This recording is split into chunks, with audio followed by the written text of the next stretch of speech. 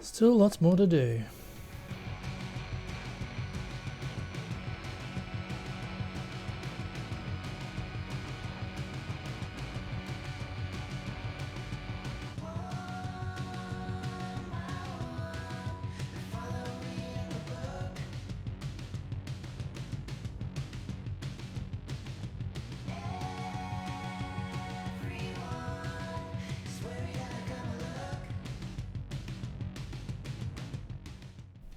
G'day and welcome back to Pasco's Garage. I hope you're all doing well. I hope you're staying safe. It's been a little while, yes, since I've presented a video for you guys to watch. In this video, we fix a few issues. So I get it stuck in and finish off the exhaust system. I have a few trials and tribulations regarding that. I finally get my reverse lights to work. Interesting scenario with that, so I'm interested in your feedback with that. And thank you for everybody for your comments and asking where I've been. It's really nice to see everybody cares. So thank you once again, and I hope you enjoy this video. So I just cut off a bit of this mild steel tubing just with the circular saw. And I've tacked the flange plate here onto that bit of tube, and also just tacked the bit of tube on the end of the manifold. So I finished welding off that pipe here, just welded it onto the manifold, and also just finished welding around the flange as well. And I've also welded in the bung as well for the O2 sensor. So you can see there, that's all there nice. And I've just given it a bit of a touch up with some high temp paint, exhaust paint. So it's probably going to stink like hell for a while until that all burns off. So I've also got the joint here as well, the bend that goes underneath the car. So I've just welded on the flange under there, not my finest welding, and just welded on this little extension here as well. Some of the welding here, I'm getting better. But, you can see here I've marked here to do the oxygen sensor, but as you saw before, I decided to put it there. It's probably an easier spot and it's more out of the way and in the direct flow and closer up to the exhaust. So this is the downpipe coming out of the engine, and I've managed to weld in the muffler and the hot dog, and you can see there's a clamp there just holding up to the body, and then she goes up over the axle. So here's the diff, and which will probably get smashed to pieces. I've put a little join here, just a flange there, and then there it goes up over the axle. And you can just see it, she's just coming out there, just popping out past the rear valance. So you can see here I've just tacked all the bends as they go up over the axle. There, there's the join up there, the flange. And there's just a flexi joint just up here, just holding up to the chassis so it doesn't wobble around. Just tacked on a new mad round 3-inch pipe sticking out the back. Madness. Alright, now that it's all tacked up, I'll pull the rear section out of the car, put it on the bench and weld it all up. So I've just finished welding back. This is the rear pipe, the rear section that goes over the axles. So my welds are getting, welds are getting better. That's the rear strap to hold up the rear section. And I've just welded it in, plug welded it in there as well, and welded on my tailpipe. So now I'll go out and give it a lick of paint and bolt her up. Alright, so here's the exhaust. I've just got some Prepsol just to give it a bit of a wipe down before I give it a paint. Got my high temp paint, and I'm going to give it a lick of paint right now. So as you can see here, I've just got a glove over the chrome bit and just taped it up so I don't get paint all over the nice chrome.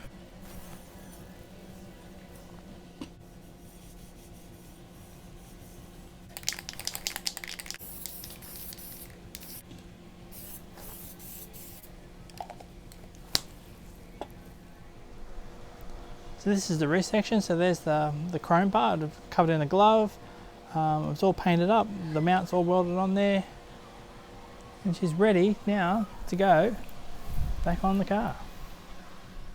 So I've noticed a bit of oil and stuff gathering around the regulator, and I found that all the oil is gone out of the gauge for the fuel pressure on the regulator. So you can see it's all shiny in that around here and around here. So I'm just about to change that out. So it's a pretty straightforward job. It's just undoing the fuel line, which I've already cracked that one. That one's already undone because we've got the manifold off, and just the two nutsert screws which are there. So I've already undone one.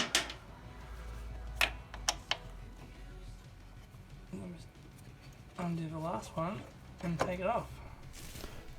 Alright, so this is my fuel pressure regulator that I've got, and that's the gauge had leaked.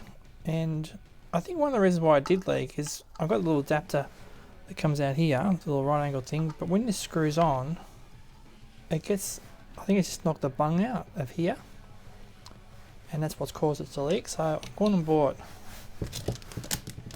a little adapter and a new gauge, because I don't know where the bung's gone on the back of that. So how it should work is, so that'll screw into there now, like that, and the new gauge. Oof. Beautiful.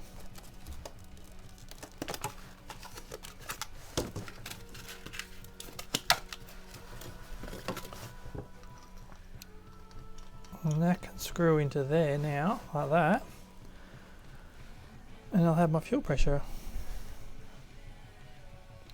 Let's put it back on the car. Alright, so there's the gauge, it's all mounted up. I put some thread tape and that on the NPT fittings, and so they shouldn't leak. You can just see the white stuff on the fittings there. Yeah, so that's good now. I had the thing running, I've had the engine running for a little bit, and I found I had a bit of a leak in between where the pipes actually go onto the flange. So I've pulled everything back off again, and what I've done, I've just gone and welded inside the flange on all the pipes as well, and then bolted it back on. So when I took the manifold this time, I went about it a little bit of a different way. So I unbolted the rear flange pipe here, and I also undid the pitman arm off the steering rack here. It was bloody tight to get off. I had to use this tool to get it off, and then I had to really swing on the bolt to get it undone. But anyhow, I just thought it was easier to do that and then undo the 3 bolts up here for the steering box and just slide the whole steering box forward. I undid the column and that inside the car as well, unplugged all the connectors and just slid the box forward. It just gave me a lot more room to get everything out. Once I did have everything out, all the bolts, I pulled out every single stud that was in the engine, and I removed the top ones as well, and also the inlet manifold studs as well. And what I did is I chased them all with my tap and die set just to make sure that the threads were nice. There's nothing worse than trying to put a nut and bolt and you screw it on halfway, and you're screwing, and it gets stuck halfway because the thread's not clean. And I think those studs have been knocked around a fair bit, especially a little bit by me. So I chased them all, and now the nuts and that spin on really, really nicely now. One of the other problems I found is that the manifold, when it goes on here, there's not much clearance between the exhaust manifold and the manifold. So I've just clearanced it a bit, but when clearancing it, there's some like holes in that and some chambers within the aluminium manifold that then become open. So what I've done is I've taken the manifold away and got it aluminium welded. So now it looks like this. So this is the primary port, and you can see the 2 holes there at the bottom on each side of each port. There's the secondaries. So those 2 ports, they ran through to here, and there was a big boss on here, a big square boss, which I had to cut off to clearance to get to the manifold. So I had to clearance here and clearance here, but then I had 2 holes just here. So these are the 2 holes that have been welded up. But that's all done now and looks schmick. So it's time to pop it back in the car. So one of the tasks I've been putting off has been to fix my reverse lights. I have no reverse lights. As this car wasn't automatic, I had to remove the automatic shifter and all the wiring that's associated. So to activate the reverse lights has to go through a different circuit. So I had to make up the circuit. So this is the reverse light switch out of the gearbox, and as you can see, wait, it's spring loaded back this way, so which is quite strange. Usually it's the other way around. Usually you push it in and it activates a contact, whereas this one does, but it's spring loaded to stop it the other way. So what I found is there was getting no contacts across the two terminals. So I looked into the gearbox and I stuck my finger in, and what I found, as you can see here, that this is where the rod was. I've welded on this extra bit of length here because it was too short. So I'm not sure what reverse light switch this is out of. So if anyone knows, leave it in the comments below.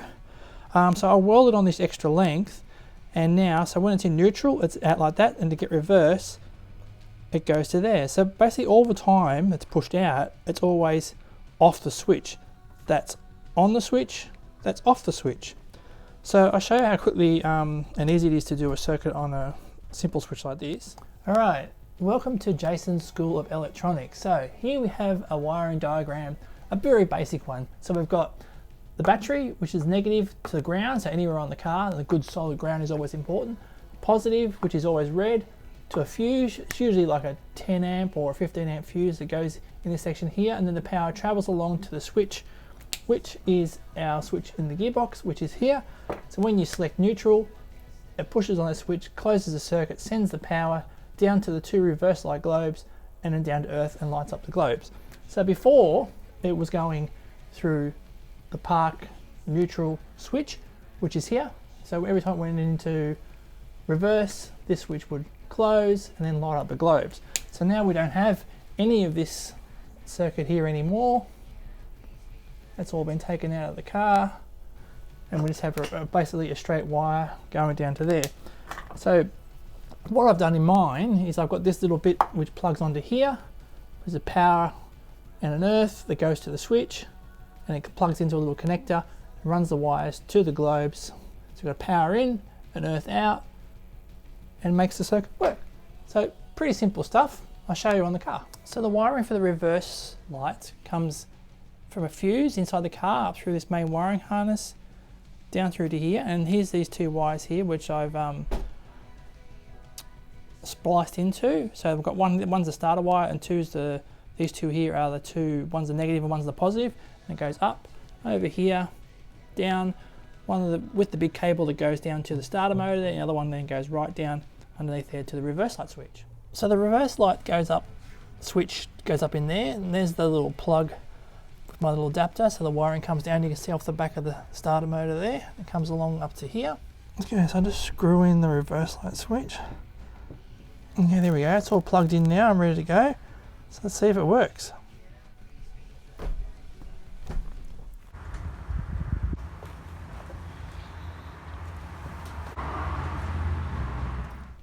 Alright, that's it for this video. Thanks for watching. I hope you enjoyed it. Don't forget to like, subscribe, and comments below. I'd be interested to know about the gearbox and see what you guys think. If anyone can tell me what gearbox is in this car, where the reverse light switch was. It's the one that came with it, so I'm really not sure. Yeah, so I'll see you in the next video. Thanks. Bye for now.